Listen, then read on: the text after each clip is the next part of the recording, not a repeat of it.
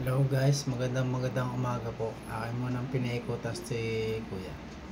Gumamit muna ako ng Uno Media Clipper Guide. Akin mo nang binawasan, masyado pong makapal eh.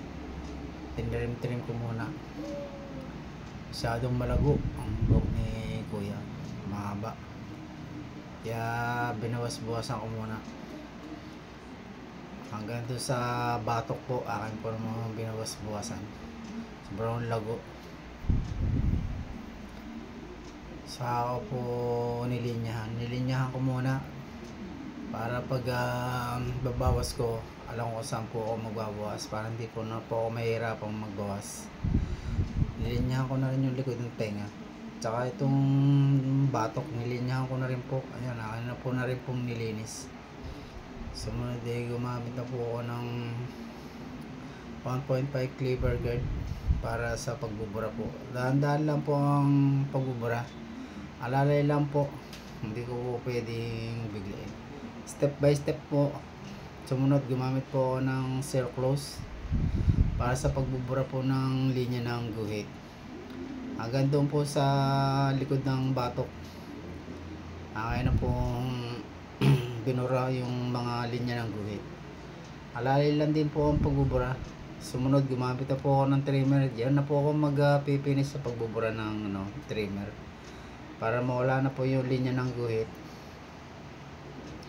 Diyan po na po magtatanggal. Hindi binasabasa ako muna para pag gugupit ko hindi magtalsikan sa akin. Binawas-buwasan ko po yung mga labis-labis po sa ibabaw ng tenga. Sunod binawasan ko po na konti lang po ang bawas sa ibabaw. Ayaw ng kliyente ko, tapos sa akin na po tinexture po yung ibabaw para hindi po naman makapal tingnan yung ibabaw. Sumunod binawasan ko yung bangs hanggang sa ibabaw lang po ng kilay ang pinaputol niya sa akin. Tapos tinexture ko yung kanyang bangs para hindi mukhang baon tingnan. Pwede binawas-buwasan ko po yung labis-labis po dun sa likod. Yan, aking binawas-buwasan po, sobrang lago eh. Tinexture ko na rin pag putol, texture na rin po. Sumunod inihitan ko na. Dito na po ako magtatapos sa pag-ahit. Hanggang dito sa likod ng tenga, akin na pong inahitan. Tinanggal ko na rin po yung mga labis-labis sa likod ng tenga.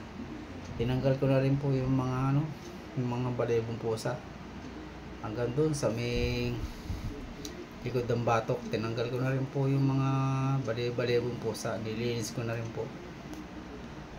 Hanggang dito na lang po. Maraming pong salamat po.